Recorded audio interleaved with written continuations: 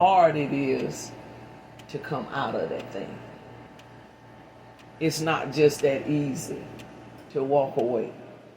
It's not that easy to walk away from somebody when you've allowed your emotions to get involved.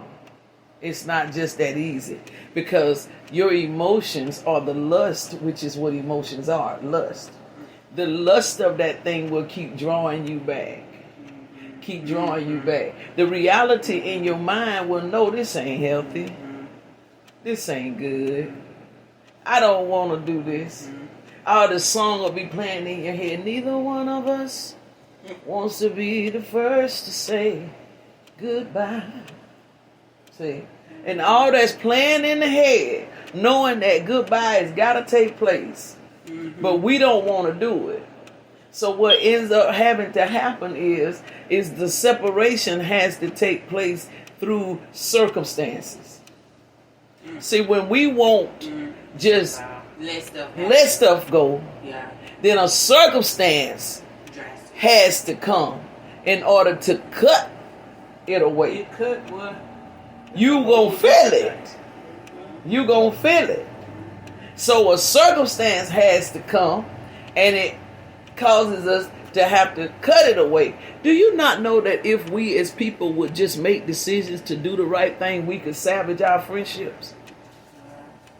We could still get along with each other.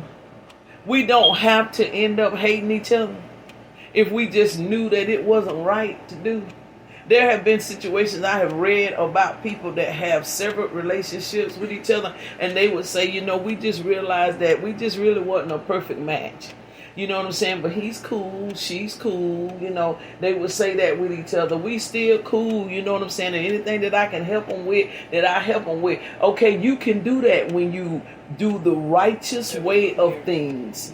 But when you don't, and you just gonna keep trying to make something be that God has stamped or deemed that ain't gonna be, then a circumstance has to take place and a cutting has to happen. And now y'all don't like each other. Cut. That's how it get deeper, because you steady putting it on there, and you laying it on thick, and really you should be just shivering away. So y'all don't like each other now. It ended on a bad note. Y'all don't like each other now. You can't stand them. You hate them. I think back on some of the relationships that I had with some of my friends that I thought was my friends, or we thought we were friends, and the way that things ended. If we'd have just, when something happened, either talked about it or either just say, okay, we in two different places and just go on. But yet we still like, I know what she doing, because you have in your mind, as long as you know what they doing, they can't do nothing to you, but really they are. Or you are. And so when it does hit the fan, as they say, it just causes a whole bunch of confusion, and the last thing you want to do is go back to that place. And then when you mature, then you come back like, it really wasn't that bad if we just went on. I think about my relationship when it ended on bad terms, to the point that neither one of us could stand each other. But after I gave my life to Christ and he opened up my eyes to see my part in it too, it wasn't just him, it was me too. And I saw what I was doing wrong compared to what he was doing. And I couldn't judge him for what he was doing. It wasn't all on him. And see, like now, we cool. But back then, I saw him as being the devil, everything wrong. But I can see now we both played a part in that. Big time. See, that's when you are at a good place. It's when you can see the error of your own ways. Any relationship that I have differences in, I always look at me. And I can tell you this right here. This is the nature that I have adapted about me, just to keep me from thinking that I'm perfect. Even if I'm not big on allowing you to charge me for something I'm not guilty of. And a lot of times I bring it to people's attention as to say, no, I'm not going to let you charge me for that. But I bring it to their attention in a manner of getting them to see that they have made an assumption, and maybe the assumption needs to be removed. Not the fact that I am not ever guilty of anything. Because I know sometimes my looks, you know, that kind of stuff, or sometimes the sharpness of my tone can come off away. So you're not going to hear me ever say that I'm guiltless. You're not going to get that from me. I'm too scared to say that I'm guiltless. Because I know everybody has imperfections. All of us. So I'm not going to say that I'm guiltless. But I'll take an opportunity for a teaching moment to show, look, I'm not going to allow you to charge me with that. You know, if it's going to bring some type of development. But I'm always looking at me as well in a situation, in any relationship where there is any type of issue.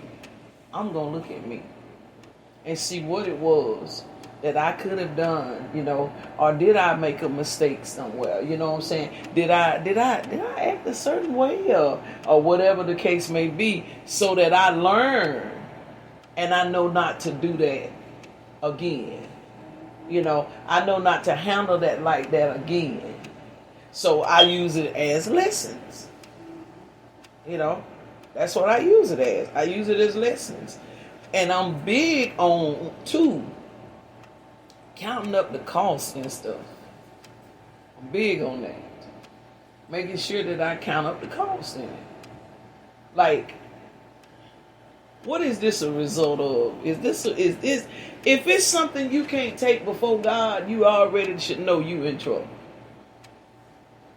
If you can't take that in pureness and whole honesty before God for His blessing on it,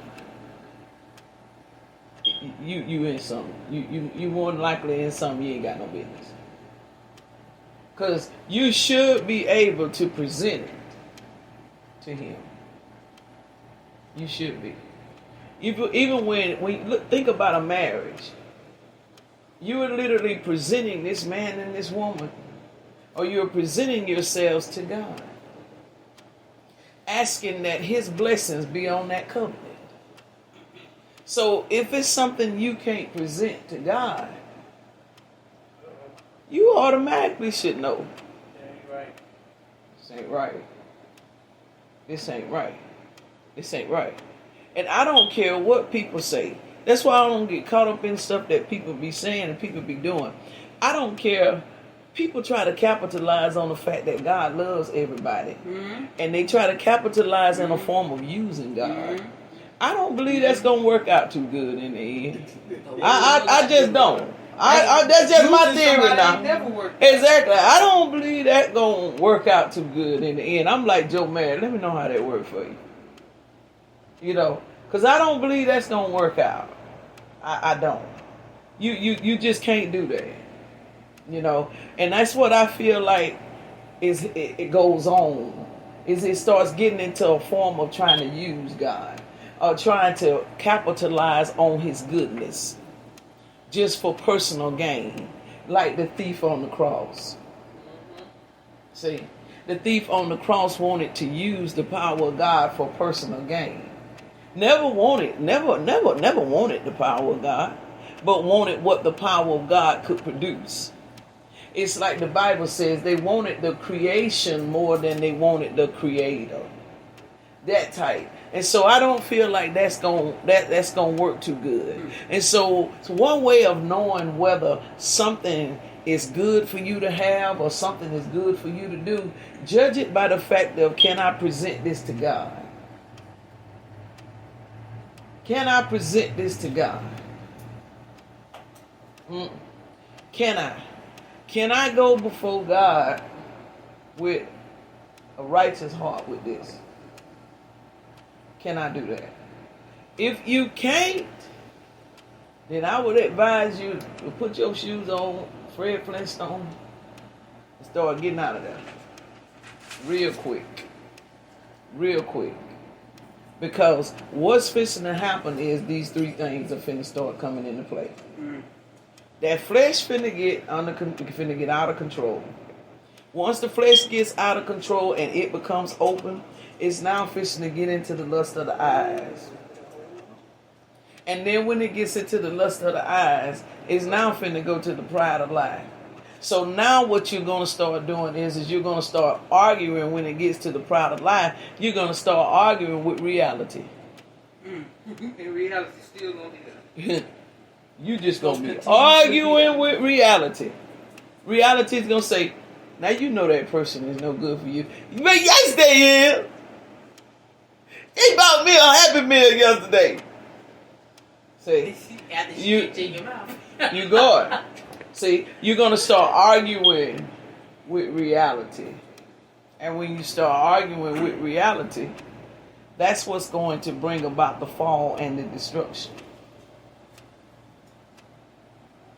So it's very, very, very, very dangerous. It's a very dangerous thing. And it's something that, like I said, I feel like we need to really be mindful of. I mean, really, really, really be mindful of.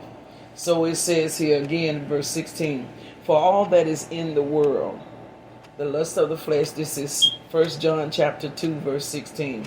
For all that is in the world, the lust of the flesh, the lust of the eyes, and the pride of life is not of the Father, but it is of the world. You see it? It says it ain't got nothing to do with God. It has nothing to do with God. But it has everything to do with lust. Everything to do with emotion. Everything. Nothing to do with God. Verse 17 says, and the world does what? And the lust thereof. So you can go ahead and stamp that coming to an end. That's what you can put on that. Coming to an end. Depends on how long you want to stay in it, how far it comes.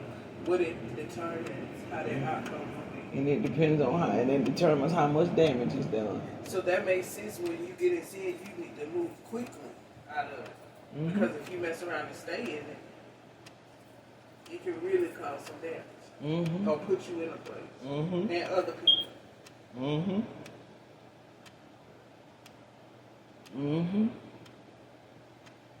It says, and the world passes away, and the lust thereof. And there's that but. But he that doeth the will of God does what? I told y'all. You need to judge it as whether, can I present this to God or not? Can the Lord bless this?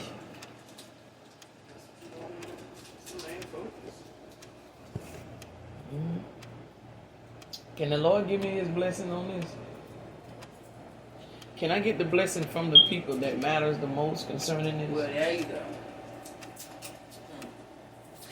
Will they be able to give me their blessing on this? Because if I can't get their blessing, It's a curse anyway. I'm in the pride of life for real. So that's a situation where they say, well, I'm going to do it anyway. You see? Parent tells kid not to. I don't think that y'all are ready to be married. Or kid comes in and tell parent, I think I want to be with same sex or whatever. Parent says no. That's not something that you're ready for. That's not something that you should be doing.